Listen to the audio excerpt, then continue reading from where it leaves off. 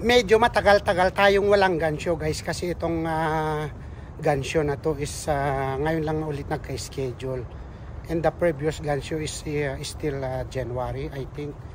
Kaya i-update ko ulit kayo guys kung anong mga presyo ng mga baril dito sa event na ito. Samahan niyo ulit ako guys.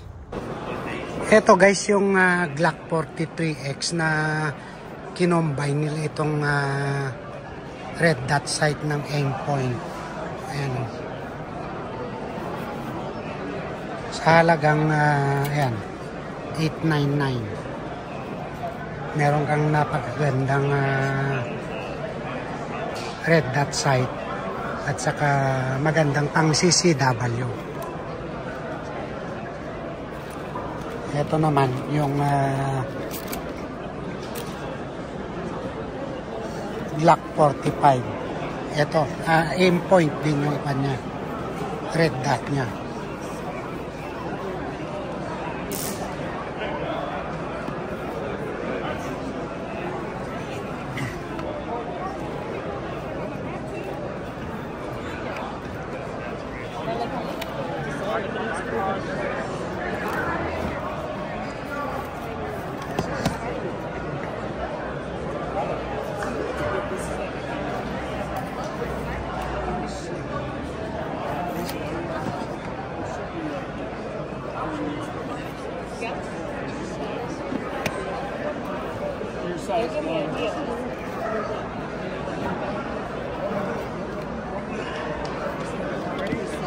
Ito yung Walther 45 PPQM2. Nice. 599. Ito yung PDP FS 649. It's a baby Beretta. FN.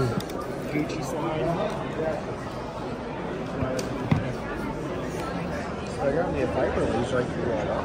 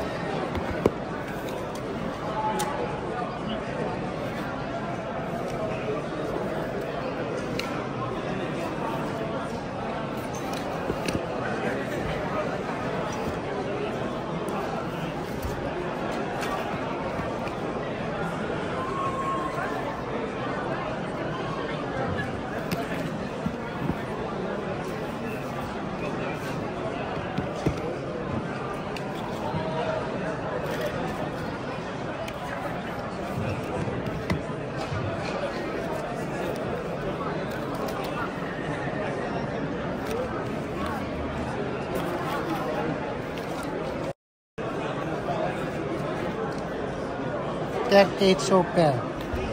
This is I think this is Girsan.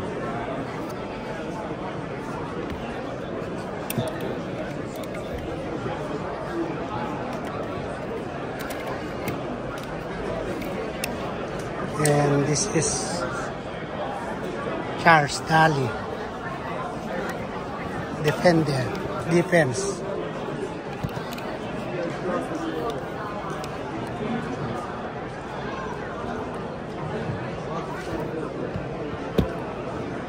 Six, 7, 9. 629. ZZ. 38 super.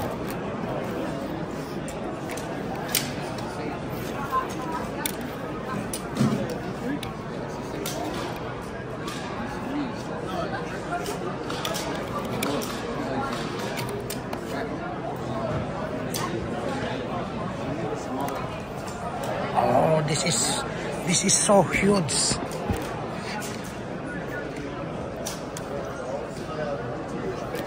Ito auto ordnance 1911.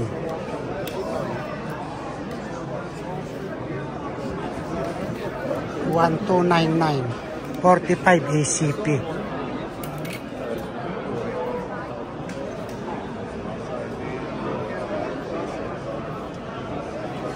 I think this is 8 rounds capacity. Ito yung mga ganitong 1911 guys, is 7.8, and this is also 1911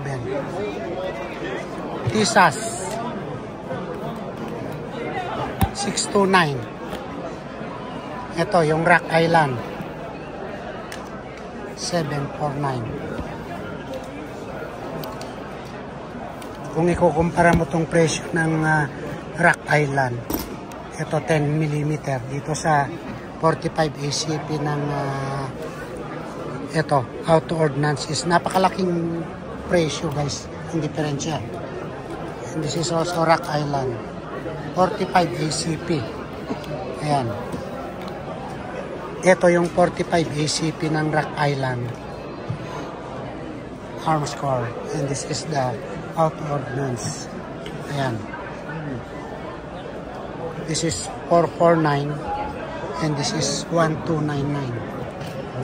This is 749 and this is 879. Ito parehong ito double stack to 9 mm.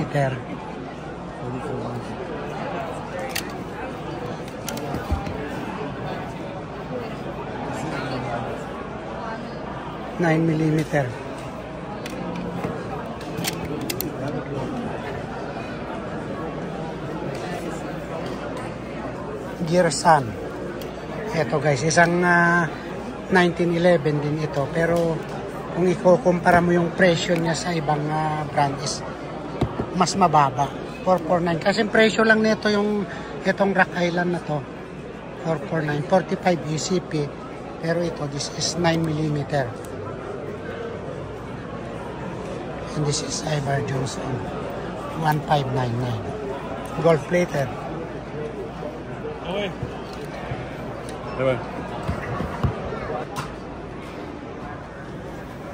Maraming salamat ulit guys sa patuloy na pagsuporta. Kung ngayon ka lang napadpad sa aking channel, sana wag mong kalimutan mag-subscribe at pakipindot mo na rin yung notification bell.